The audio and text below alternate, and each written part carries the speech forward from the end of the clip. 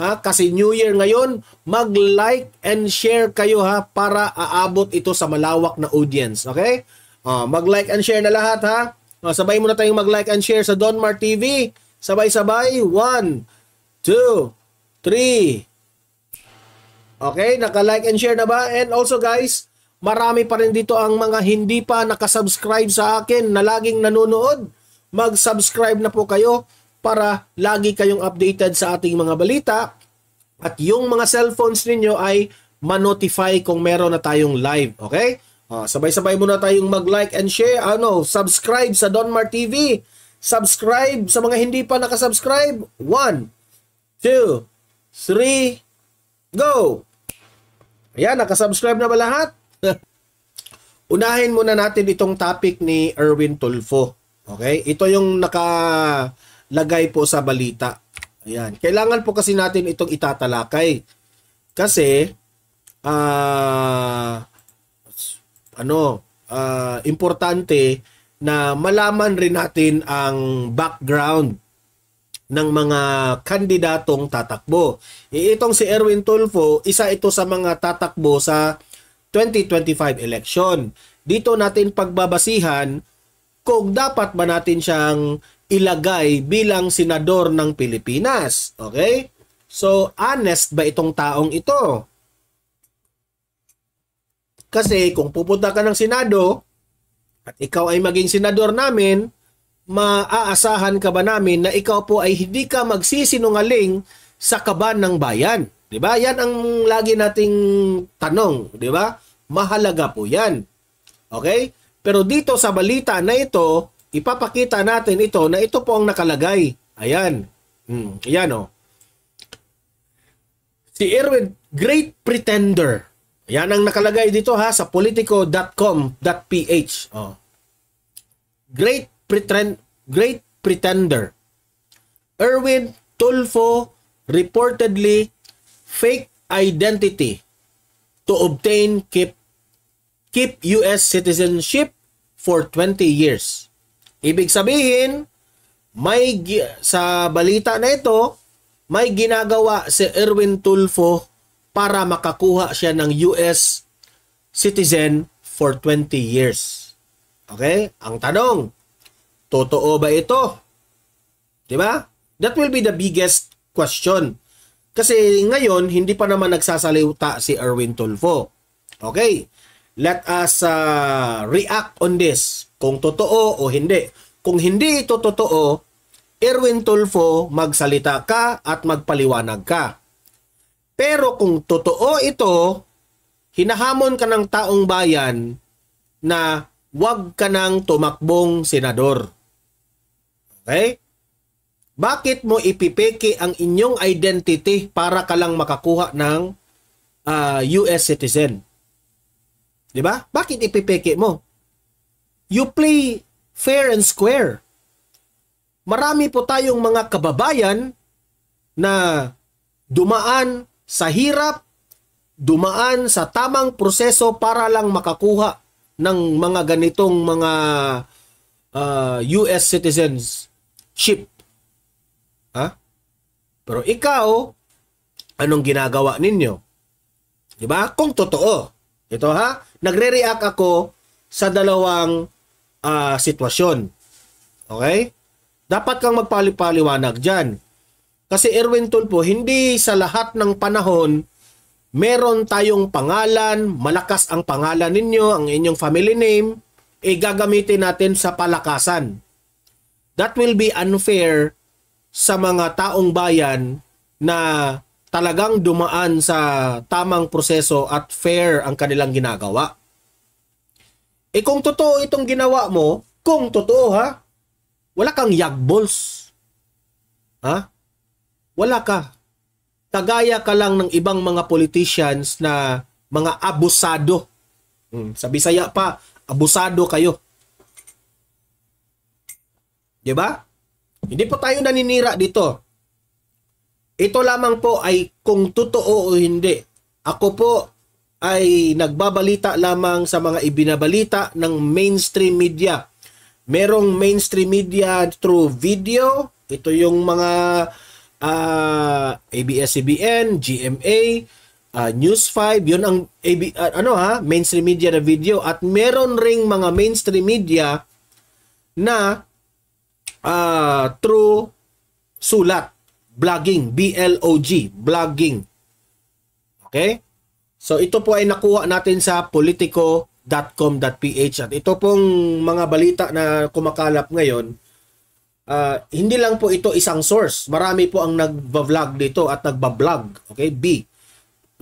Different kasi yan na vlogging, V, o blogging, yung B, L. Okay? So magpapaliwanag ka dito. Okay, kasi ang pang-aabuso ito eh. 'Di ba?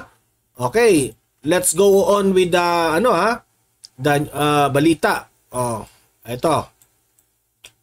Sabi dito sa balita na itong si CIS party list, ito yung party list ni Erwin Tulfo ha.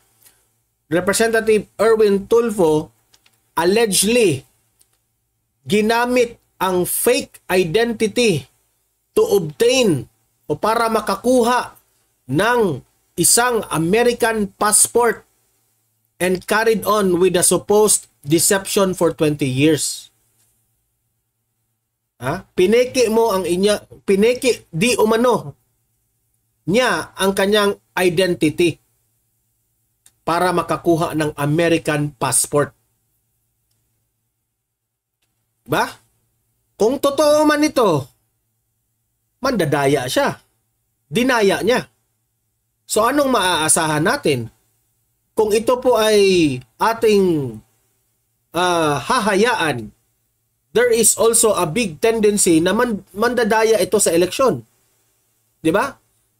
It could be vote buying, it could be anything, 'di ba? Posible 'yan. Okay? Pero I hope this is not true, Erwin Tulfo. I hope it's not true. Kasi malaki pa naman ang tiwala namin sa inyo, sa mga Tulfo, na kayo po ay honest. Kasi po, na-appreciate namin ang mga programang Tulfo eh. Yung kusang kayong tumutulong sa mga mahihirap na mga kababayan natin, saludong-saludo po kami doon. Walang problema. So that's why I hope it's not true. And I hope hindi ka mandadaya sa eleksyon at hindi ka mandaya sa kung ikaw na ang magiging senador, hindi mo dadayain ang taong bayan. Yun lang ang hope namin. That's why you need to answer these issues right now. Okay? Kasi ako, whether totoo man ito o hindi naman talaga ako buboto sa inyo.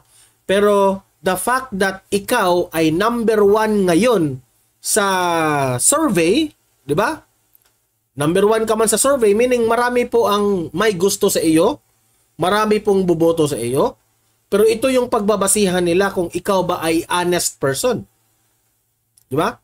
So I hope it's not true. Kasi naniniwala pa rin kami sa mga Tulfo. Na kayo po ay tumutulong sa taong bayan. Di ba? Okay, continue. The issue, ito ha, balita ito, binasa lang natin ito ha. The issue on Tulfo's American citizenship cast a shadow on his 2025 senatorial bid. Correct. Magre-reflect talaga ito. Kaya nga, kung ikaw ay isang politiko, mag-i-expect ka na lahat ng mga history mo, kakalkalin yan ng taong bayan. Di ba? Which he is widely expected to win given his placement as top preferred candidate in the various surveys. Kasi kung makikita naman talaga natin, kahit anong survey ngayon, siya po ang nagna-number 1. So, malaki talaga ang chance na siya po ay manalo. Now, kung siya po ay mananalo, at meron siyang mga ganitong issue, ito po ay nakakatakot. Kasi, hahayaan na lang ba natin na merong mananalo na isang politiko o isang government official na dati palang pineke niya itong ang kanyang fake identity para makakuha ng passport. So mahirap yan. 'Di ba? Sagutin mo ito, Tulfo. Sagutin mo ito. Ipaglaban mong sarili mo. 'Di ba? Ang ano ngayon, ang sitwasyon mo ngayon, talagang kakalkalin ka ng taong bayan kung ano ang naging history mo. 'Di ba? Erwin Tulfo. At remember, itong si Erwin Tulfo, kaalyado ito ng Administrasyong Marcos. Alam mo, Erwin Tulfo, si Bongbong Marcos, sa mga iilan sa taong bayan, sinabi nila na si Bongbong Marcos ay mangbubudol dahil nabudol sila nung panahon ng eleksyon. 20 pesos per kilo na bigas. Ganun yung sinabi ng taong bayan, ha? Galit na galit sila kay Bongbong Marcos dahil nambubudol rin. Nambubudol raw. Maraming mga pangakong napako kaya sinabihan siyang budol si Bongbong Marcos. Ngayon, at ikaw ay kaalyado ni Bongbong Marcos, ha? Huwag mong sabihin, Erwin Tulfo, na dahil dito sa issue na ito, ha? Sasabihin rin ng taong bayan, wag na niyang iboto si Erwin kasi nambubudol rin. Kasi kalyado kayo ni PBBM eh. Kaya nga, magsalita ka. Ipaliwanag mo ito. Ipagtanggol mo ang sarili mo na hindi ka budol. Ipagtanggol mo ang sarili mo dito sa issue na ito. Totoo ba na pineke mo ang identity mo para makakuha ng passport? Diba? Patuloy. So, how one of the popular Tulfo siblings allegedly used fraud to obtain and keep his American passport. The letter dated October 11, 2022 accused Tulfo of assuming the identity of one Erich Sylvester Tulfo. Ang nakalagay, ha, hindi po Erwin Tulfo. Ang nakalagay, assuming identity, Erich Sylvester Tulfo to become an American citizen. So, iniba niya ang pangalan. Kasi yung Erwin, ano kasi yung Erwin eh? Pinoy na Pinoy. So, ginawa niyang Erich Sylvester Tulfo. Gaano ba ito katotoo? Ayan, no? Amerikano yung Erich, what's your name? Erich Sylvester Tulfo. Di ba? Sylvester Tulfo. Imagine that one. I hope this is not true. Pero kung totoo ito, grabe. An investigation revealed that Erich Sylvester Tulfo, born on December 30, 1965, birthday pala niya kahapon, in Hawaii, is not your true identity. So, hindi raw totoo na si Erich Sylvester Tulfo ay hindi tamang pangalan niya. Okay? Evidence suggests that you are Erwin. Ito yung totoo niyang pangalan, ha? Erwin Tishiba Tulfo. So from Erwin Sylvester Tulfo, from ang original, ang original na pangalan ay Erwin Tishiba Tulfo. Binago niya ng Erich Sylvester Tulfo. Born on August 10, 1963. August 10 dito, ha? Yung si Erich Sylvester Tulfo, December 30. Pero itong original, August 10, 1963. Tacloban City, Leyte, Philippines. The letter red. Okay? So, yun po ang ginawa. Tulfo reportedly used the identity of Erich Sylvester Tulfo to obtain his U.S. passport on May 24, 1991. he renewed his passport using the same details twice on August 2001 and 2021. August pa rin. So meaning to say, nakalusot po ito. Itong mga nagdaang taon. Nakalusot ha? Nakalusot siya dito. According to the letter, ito, may duda ako dito ha. Totoo ito. Kasi po may dokumentong sinabi. Grabe. Dapat talagang ipapaliwanag niya ito ha. Pero ang hirap, kung totoo ito ha, mahirap itong ipagtanggol niyang sarili niya. Hirap. Kasi nagamit niya ito na 2 beses eh. Grabe. Nakalusot. According to the letter, Tulfo signed a voluntary statement on June 27, 2022 that he was born in the Philippines and obtained his U.S. birth certificate by fraudulent means. Grabe.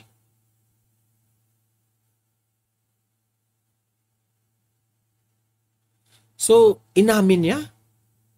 Tulfo signed a voluntary statement ha.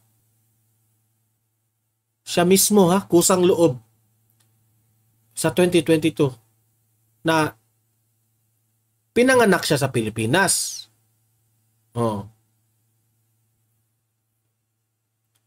Pero naka-obtain siya ng Rabi Katulfo. Fraudulent means talaga. Tulfo reportedly affirmed that he was born in Tacloban City when he obtained a G2 visa, which is issued to government officials traveling to the US. September 14, 2022. Ito ha, detalyado na ito ha. Therefore, because you made false statement of material fact on your passport application, US passport number 566701788 is revoked. So meaning, na-revoke po kasi natuklasan na pineke niya. Pursuant to the 2022 CFR 516282, the letter read, under the U.S. Code of Federal Regulations, U.S. passport may be revoked when it was confirmed to have been obtained through illegal, fraudulent, or erroneous means. A separate document showed that Tulfo personally received a copy of his U.S. passport revocation letter. So, naka-receive siya ng revocation. Na-revoke na. Okay? Ito pa. Iliita natin para makita nyo lahat. Liita natin. Grabe ito, guys. In 2022, the Commission on Appointments bypassed Tulfo's interim appointment as Secretary of the Department of Social Welfare and Development over issues surrounding his U.S. citizenship and libel conviction. Kasi may libel siyang mga conviction, di ba? Na I think ito yung mga kaso niya. Tulfo, however, has insisted that he never lost his Philippine citizenship. Okay? When he responded to the disqualification case filed against him as a party list nominee before the Commission on Election.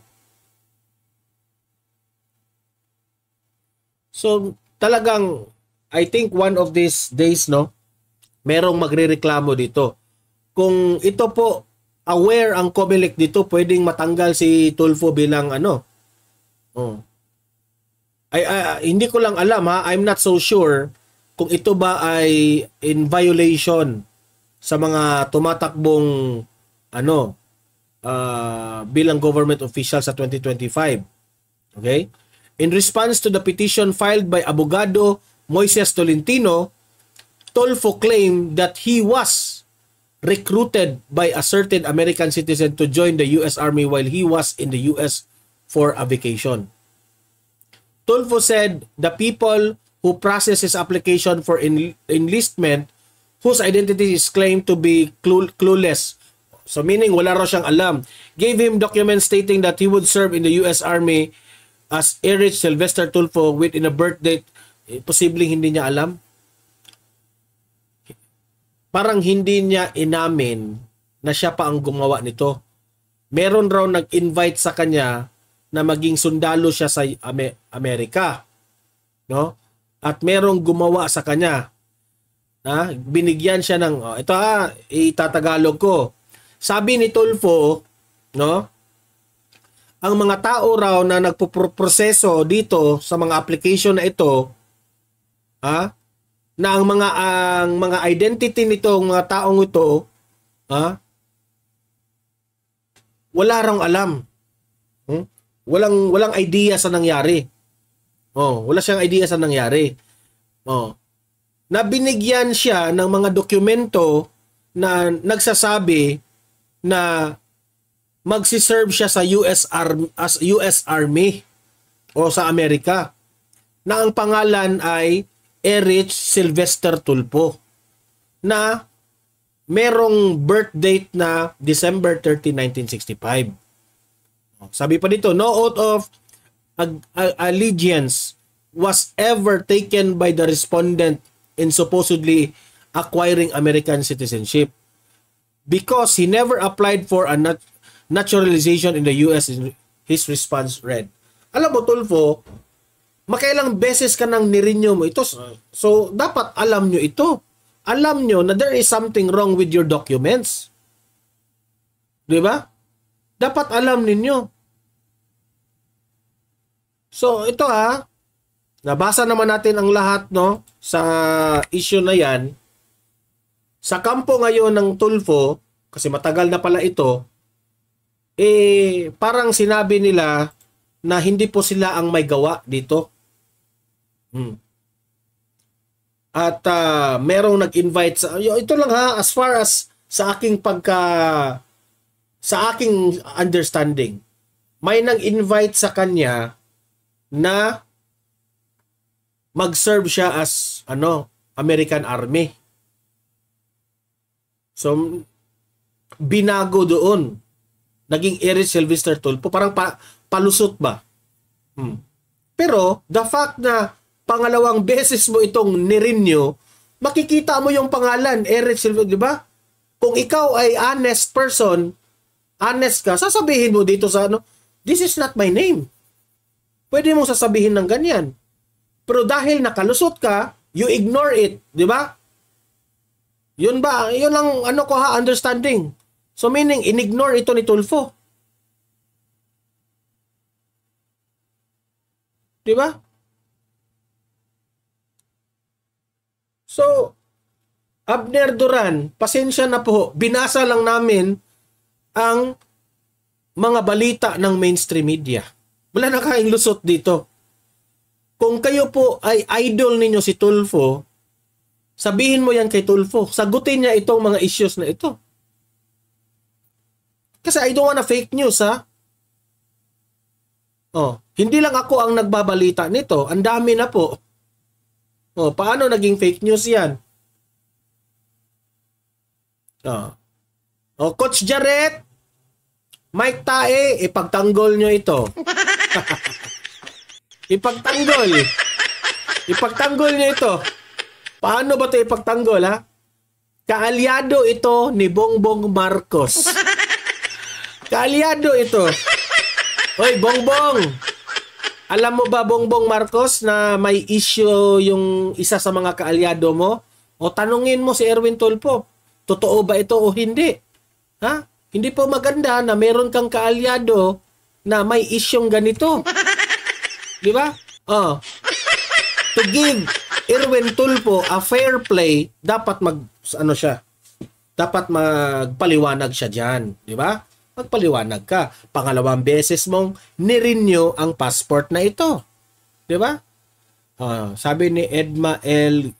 Graciosa Vlog, 1990s na higpit ng US visa dahil may mga seafarers nag-jump sa US at maluwag na ngayon.